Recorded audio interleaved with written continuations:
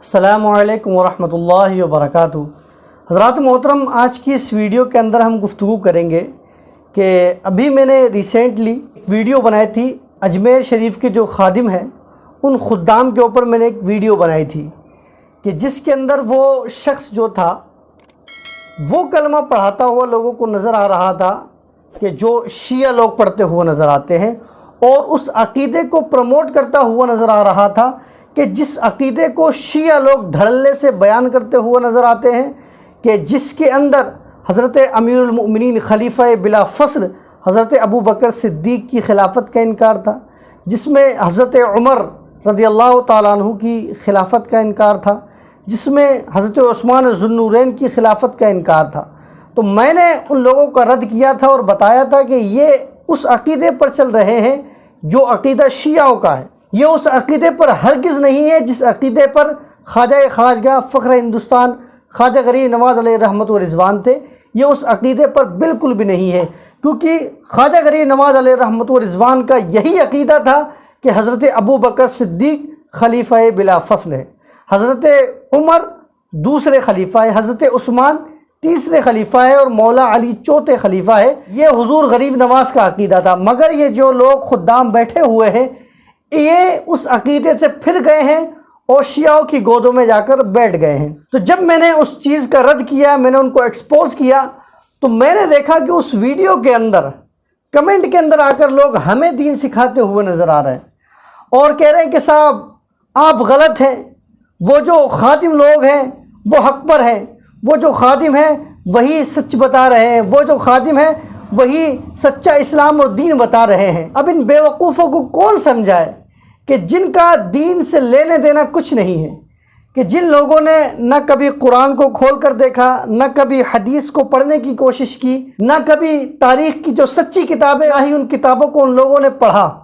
وہ لوگ آ کر اپنے علماء سے، اپنے مفتیوں سے، اپنے اماموں سے یہ کہتے ہوئے نظر آ رہے ہیں وہ لوگ صحیح ہیں جو شیعوں کا عقیدہ پروموٹ کرتے ہوئے نظر آ رہے ہیں اور شیعوں کے عقیدے پر بات کرتے ہوئے نظر آ رہے ہیں اور اس عقیدے کو پھیلاتے ہوئے نظر آ رہے ہیں۔ اب حضرات محترم، جو لوگ یہ سمجھ رہے ہیں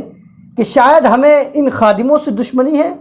تو آپ کو ہم یہ بتا دیں کہ الحمدللہ ہم علماء اہل سنت وہ ہیں کہ جو کبھی بھی اپنی ذاتی مفاد کی بنیاد پر کسی کو ایکسپوز نہیں کرتے ہیں۔ ہم اسی کے اوپر انگلی اٹھاتے ہیں، ہم اسی کو بولتے ہوئے نظر آتے ہیں جو قرآن و حدیث کے خلاف کام کرتا ہوا نظر آتا ہے۔ آپ دیکھیں ان خادموں کا عقیدہ، یہ لوگوں کو کڑے پہناتے ہوئے نظر آتے ہیں اور خود بھی پہنے ہوئے نظر آتے ہیں۔ اب ان سے میرا سوال ہے، جو ان کو سپورٹ کر رہے ہیں، مجھے یہ بتائیے کہ قرآن کی کس آیت میں لکھا ہے کہ آپ کڑا پہن سکتے ہیں؟ کس حدیث کے اندر یہ لکھا ہوا ہے کہ آپ کڑا پہن سکتے ہیں؟ آپ اگر اپنی نگاہ کو وسیع کریں گے، آپ اپنی نگاہ کو دوڑائیں گے تو آپ کو نظر آئے گا کہ شیعہ لوگ اس کڑے کو پہنتے ہوئے نظر آتے ہیں، اور وہ لوگ کہتے ہیں کہ صاحب کربلا کے میدان کے اندر حسینیوں کو زنجیریں پہنائی گئی تھی، ان کے ہاتھوں میں ہتھکڑی لگائی گئی تھی، بیڑی لگائی گئی تھی، اس کی نسبت سے ہم یہ پہنتے ہوئے نظر آتے ہیں، ان کا عقیدہ یہ۔ مگر یہ اجمیر کے جو خادم ہیں وہ کس بنیاد پر پہن رہے ہیں اور لوگوں کو پہنا رہے ہیں؟ دوسرا، لوگوں کو دھاگے بانٹتے ہوئے نظر آتے ہیں، دھاگے گلے میں باندھتے ہوئے نظر آتے ہیں۔ اب ان سے پوچھا جائے کہ خالص دھاگے باندھنا کہاں سے جائز ہے؟ بھئی ایک تو دھاگے وہ ہیں کہ جن پہ کلام مجید پڑھا گیا ہو، جن پہ دم درود کیا گیا ہو، چلو وہاں تک تو جائز ہے کہ آپ اس کو پہن سکتے ہیں، لیکن خالص آپ نے دکان سے گٹا خریدا دھاگے کا اور اس کو اپنے گلے میں باندھ کے گھوم رہے، یہ کہاں سے جائز ہے؟ یہ ہرگز بھی جائز نہیں ہے۔ تو میں نے بھی اپنی ویڈیو کے اندر انہی چیزوں کو ایکسپوز کیا تھا کہ یہ جو لوگ ہیں یہ عقیدے سے ہٹ گئے ہیں، وہ عقیدہ جو علماء اہل سنت کا ہے، وہ عقیدہ جو غریب نواز کا ہے، وہ عقیدہ جو غوث پاک کا ہے، یہ لوگ اس عقیدے سے بھٹک گئے ہیں جو عقیدہ امام حسین کا تھا،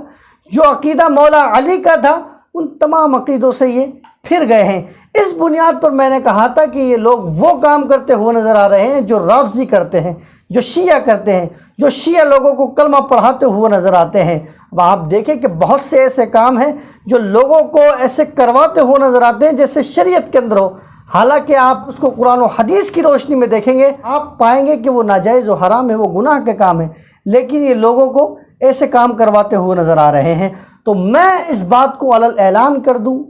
کہ اگر کوئی بھی شخص شریعت کے خلاف کام کرے گا،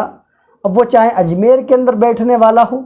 یا کسی اور خانقاہ کے اندر بیٹھنے والا ہو، شریعت کے خلاف کام کرے گا تو ہم اسے چھوڑیں گے نہیں، ہم اسے ایکسپوز کر کے رہیں گے اور لوگوں کو بتائیں گے یہ جو کام کر رہا ہے یہ اہل سنت والجماعت کے اندر ہرگز بھی جائز نہیں ہے۔ اہل سنت والجماعت کے اندر وہی کام جائز ہے جو قرآن و حدیث کی روشنی کے اندر جائز ہے، جن کو قرآن و حدیث نے کہا ہے کہ یہ کام آپ کر سکتے ہو، اس کے خلاف کوئی کام کرے گا تو چاہے دنیا کا کوئی بھی ہو ہم اسے چھوڑیں گے نہیں، اس کو ایکسپوز کرتے رہیں گے۔ اللہ تبارک و تعالی ہم تمام لوگوں کو صحیح دین، سچے دین یعنی مذہب اہل سنت پر ہمیشہ قائم اور دائم رہنے کی توفیق عطا فرمائے۔ واللہ تعالی عالم۔ السلام علیکم ورحمۃ اللہ وبرکاتہ۔